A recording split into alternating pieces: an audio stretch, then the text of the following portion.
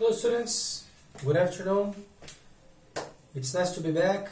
Bom estarmos de volta aqui novamente com vocês para darmos sequência, né? Semana passada iniciamos a nossa Unit 6. Lembrando a vocês que estamos na portinha aí já, né? Possivelmente daqui a 2 semanas a gente vai estar fazendo o nosso flashback. E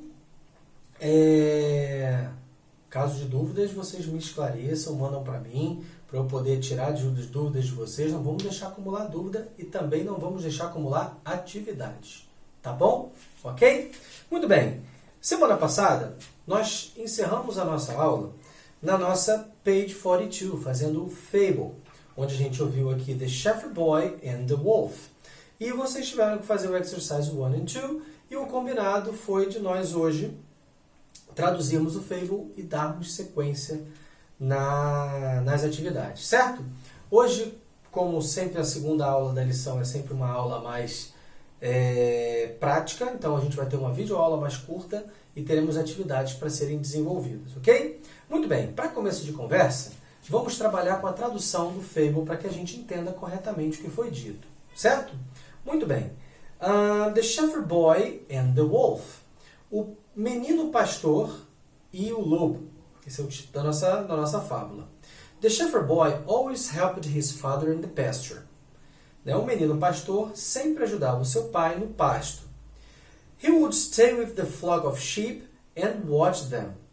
Ele teria que ficar no pasto, no rebanho, no pasto com o rebanho de ovelhas e ficar cuidando delas, observando ali, olhando, tomando conta. One day, um dia, feeling lonely and trying to cause great excitement.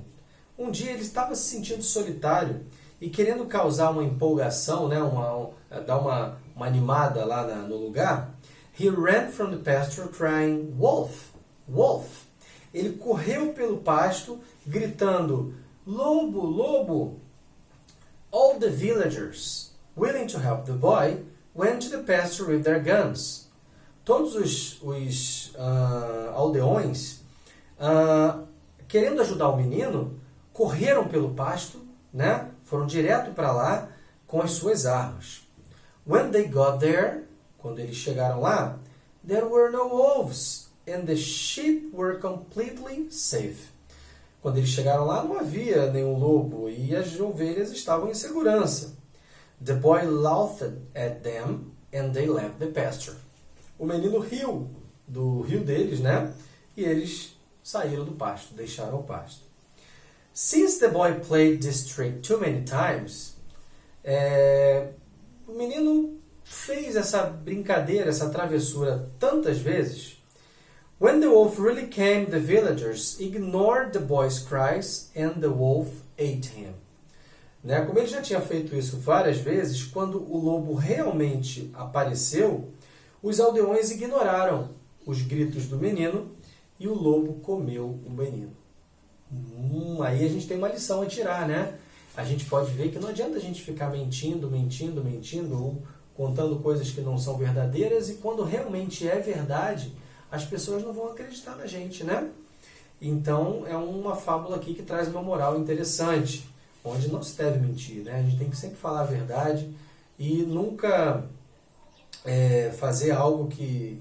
Nem por brincadeira, Porque aí quando for realmente verdade, a gente não vai ter credibilidade, certo? Não vão acreditar na gente. Muito bem. Essa foi a nossa fábula. E gostaria agora que a gente fosse para page 40. Let's open our books on page 40, aqui na página 40, onde nós vamos falar sobre o proverb, ok? Aqui no proverb nós temos a seguinte frase. Don't look a gift horse in the mouth. Don't look a gift horse in the mouth.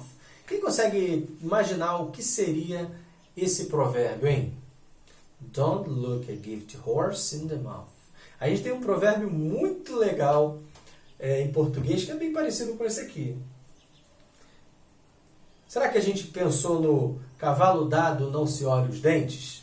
Se vocês pensaram nesse provérbio, acertaram, É o seguinte, tudo que a gente ganha, tudo que é de graça, tudo que vem sem a gente fazer esforço, a gente não deve reclamar, certo? E muita gente reclama, às vezes, as coisas que dão, às vezes, as coisas que a gente recebe de graça, e a gente ainda reclama. Não podemos reclamar. Então, o ditado é exatamente esse. Don't look a gift horse in the mouth. Cavalo dado não se olha os dentes. Okay? Let me give you an example. Let's suppose that it's my birthday today. And I received a gift that I didn't like very much. And I says, oh, it's a bad gift. I didn't like it. I won't use it. And it's not right. A person left a time to choose a gift to me. Então, vou resumir aqui para vocês. Meu aniversário hoje, por exemplo, e eu recebo um presente em que eu não gostei. Aí eu viro e falo, eu não vou usar isso aí, eu não gostei disso. Mas a gente esquece que a pessoa gastou um tempo, né? Pensou na gente para comprar aquilo, certo? Então, é uma coisa que a gente não deve fazer, né? Se a gente ganhou um presente, se porventura a gente não gostou, a gente agradece, certo? E faz bom grado dele, mesmo que não tenha sido muito legal. Mas a gente não precisa virar para a pessoa e falar que não gostou, enfim, tem gente que faz isso, né? Eu quero que vocês escrevam agora um exemplo que ilustre isso. Isso vale para qualquer coisa, ok? Usem a imaginação de vocês, tá bom? Depois do provérbio, nós faremos agora o Working with Vocabulary. Aqui no Working with Vocabulary, page 43, lá na página 43. Seguinte. Read the sentences below and explain the meaning of the underlined phrases or expressions. Working groups. Aqui nós trabalharemos em grupos individuais, ok? Não temos outra alternativa. O que vocês têm que fazer aqui? Temos várias frases aqui de A a N, onde todas as frases possuem phrasal verbs. O que são phrasal verbs? São verbos formados por uma palavra, que é um verbo principal, mais uma preposição. E aí, eles mudam completamente de sentido do verbo principal. E o que eu quero que vocês façam aqui? Que esses phrasal verbs que estão sublinhados, que vocês coloquem embaixo, em português, o que eles querem dizer, qual é o sentido deles na frase. Tá bom? Então é simplesmente botar contexto, sentido. Vou dar um exemplo aqui. Turn off the light, I want to sleep. Aqui o turn off ele vai ter um sentido o quê? De desligar. Então, desligue a luz, eu quero dormir. Então, eu vou e coloco na linha, desligue. É isso, tá bom? Simplesmente pegar o contexto do que os phrasal verbs significam. É lógico que esse foi simples. Outros terão um pouco mais de dificuldade. Mas o mais importante para a gente é a gente entender a frase. Senão fica difícil a gente entender o que o phrasal verb significa. Então, vamos atentar às frases. Combinado? A entender o conteúdo delas. Tá bom? Aguardo lá na plataforma a atividade de vocês, hein? Certo? Muito bem, depois disso, nós iremos agora para o nosso Always Remember. Page 40. Uma questão aqui importante. Tá? Temos duas regrinhas aqui muito importantes que eu gostaria que vocês prestassem bastante atenção. Quando a gente utilizar um modal verb, mas junto com esse verbo modal, o present perfect, isso aqui vai dar o sentido de... eu vou colocar assim... Peraí, deixa eu ver como é que eu vou colocar aqui para vocês entenderem melhor. Vou passar para cá. Isso aqui vai dar o sentido de que nós vamos estar taking conclusions. O que é o taking conclusions? É quando a gente está tirando conclusão a respeito de alguma coisa. A gente está simplesmente deduzindo algo. Certo? Ou, em alguns contextos, eu vou simplificar isso aqui para você. Nada de tirar conclusão. Vamos botar o seguinte, vamos colocar da seguinte maneira. Porque muitas vezes a gente não tem como traduzir o pé da letra. Então, quando a gente dá uma definição, a gente vai ter dificuldade de verificar isso na frase. Então, vamos entender da seguinte maneira. Quando eu tiver um verbo modal com present perfect, a gente não vai tirar conclusão de nada. A gente vai falar de situações... Vai, gente. Ué?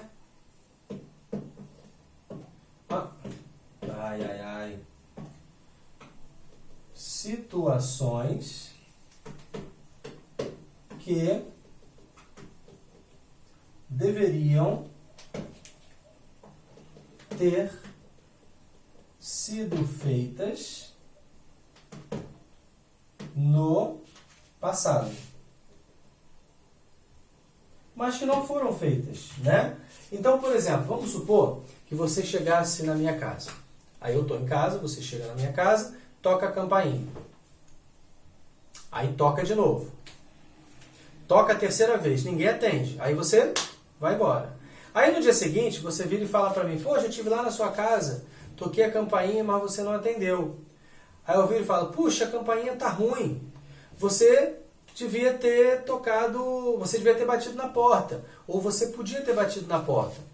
Essa situação de você podia ter batido na porta é uma situação que deveria ter sido feita no passado e que não foi. Então é algo que podia ter sido feita, algo que tinha a possibilidade no passado de ter sido feita, mas que não foi feita. Então, para falar sobre esse tipo de situações, a gente vai usar o modal mais o present perfect, ok? E esse modal que a gente vai utilizar nada mais é do que o could. Lembram que o could é aquele modal que fala sobre possibilidades do passado? Então é ele que a gente vai trazer aqui, certo? Então vamos para um exemplo prático. Aqui esse exemplo que eu acabei de dizer. Você podia ter batido na porta. Então eu falaria o seguinte, ó. You could have, ok? Olha o have aqui, ó, já é o present perfect, né? Que é o auxiliar, mais o verbo no particípio, que é o que eu preciso para o present perfect. O auxiliar mais o verbo no particípio. You could have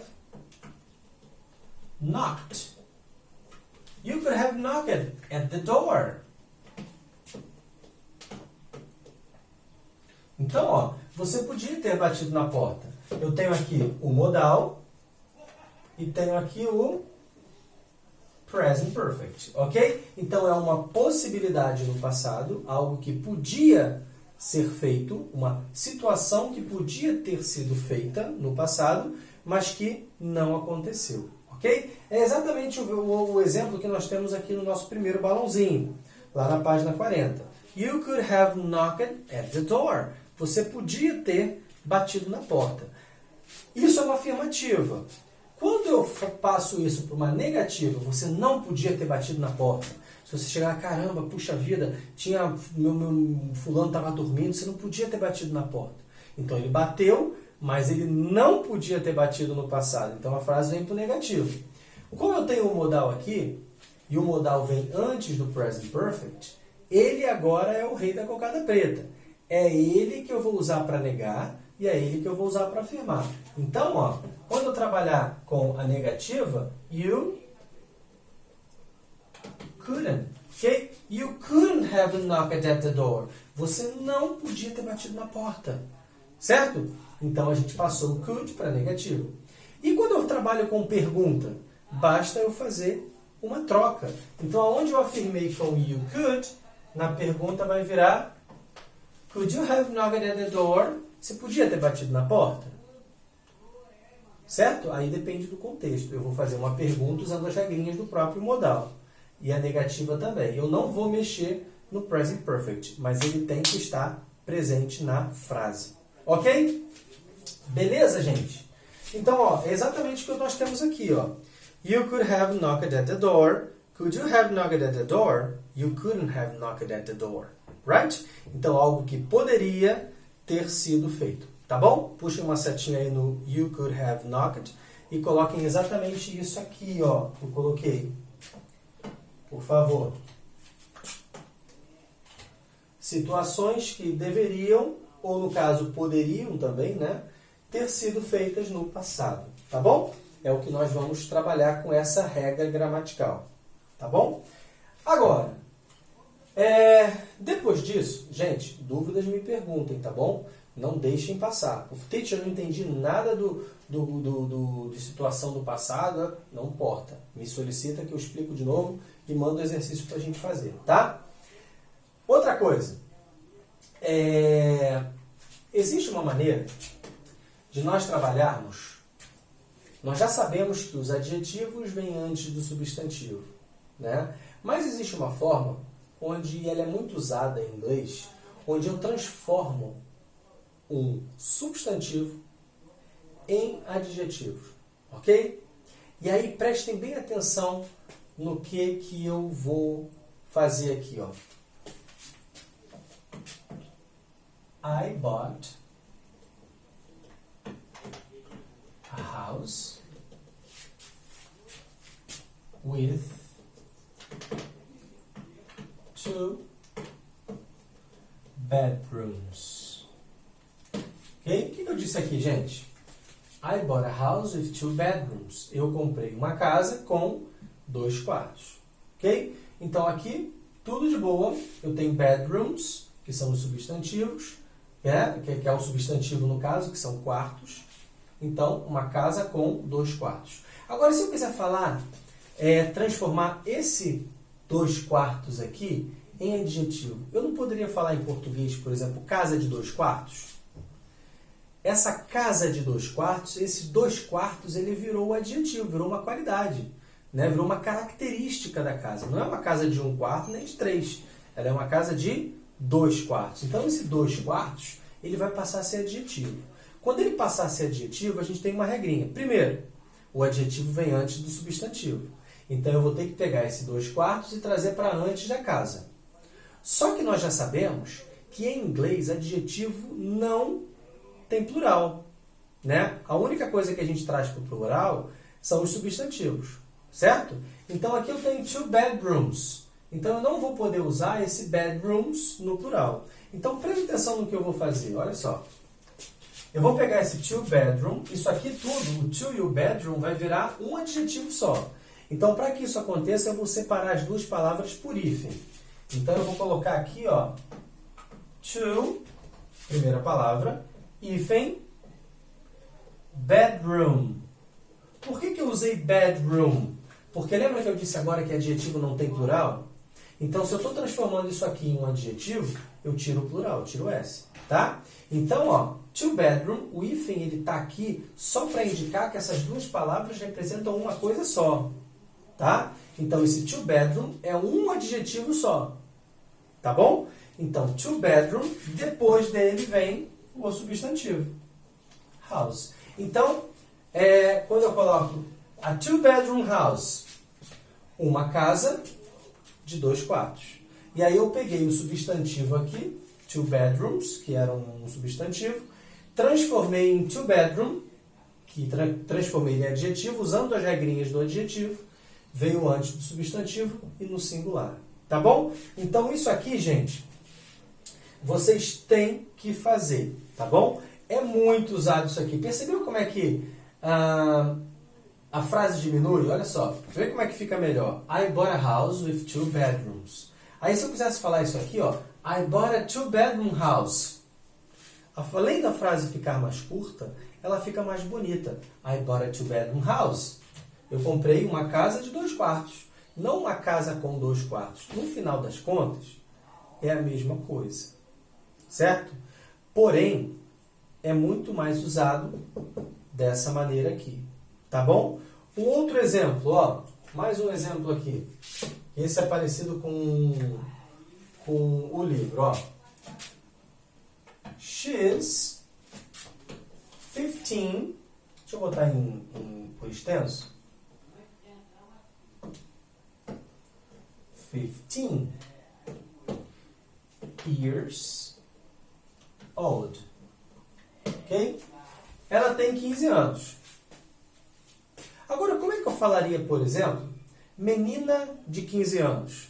Olha que agora esse 15 anos virou uma característica, virou adjetivo. Menina de 15 anos. Não é de 16, de 17, nem de 10. Menina de 15 anos. Então, eu vou ter que pegar esse 15 anos aqui e trazer para minha... transformar isso em adjetivo. O que eu tenho que fazer para trazer para a frase como adjetivo? O 15 years old, ele vai ter que estar tudo por aspas, as 3 palavras. E eu tenho alguma palavra no plural? Ó, years. Então ela vem para o singular. Então vai ficar 15 hífen year hífen old. Ok? Então isso aqui agora é um adjetivo só, de 15 anos. E aí vem o girl.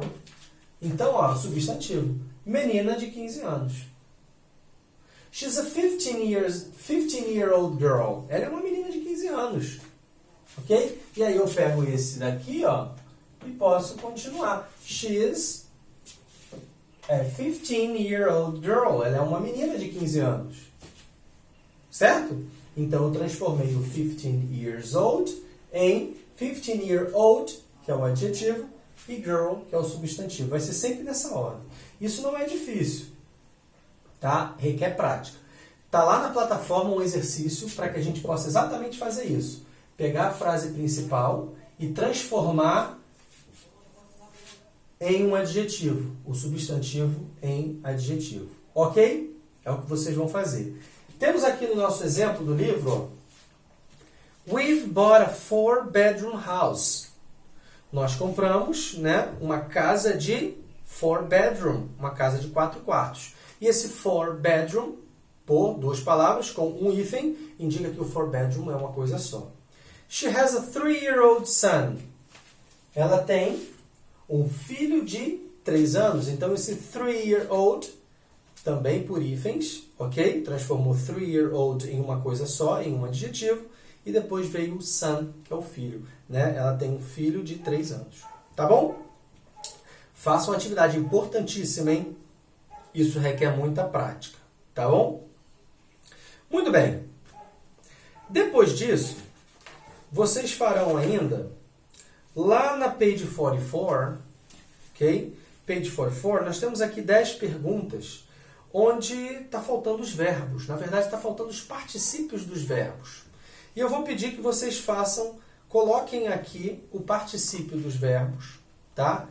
Somente isso. E aí vocês vão ter aí perguntas prontas, né? Vão ter a frase completa. E aí vocês respondam as perguntas, tá bom? Então vocês podem até responder, não vou virar aqui como o meu está feito. Mas temos um bom espacinho entre uma e outra, então vocês coloquem o verbo, completou a pergunta, e embaixo mesmo vocês podem responder. Perguntas pessoais, perguntas completas, tá? Estou aguardando essa atividade também para vocês me enviarem pela plataforma. Ok? Nós vamos parar por aqui. Na próxima aula a gente vai fazer o diálogo, a gente vai fazer o listening check e fazer os homeworks, tá bom? Eu quero que vocês foquem bastante no provérbio, tá? Dê um exemplo legal no provérbio. Que vocês façam o Working with Vocabulary, que é trabalhar com vocabulários, e que vocês façam a atividade também de transformar substantivos em adjetivos que está lá na nossa plataforma, tá? E aí na próxima semana a gente encerra a nossa Unit 6 e aí daqui a 15 dias a gente vai fazer o nosso Flashback 2, ok? Thank you so much, students. Bye bye. Have a nice week. See you.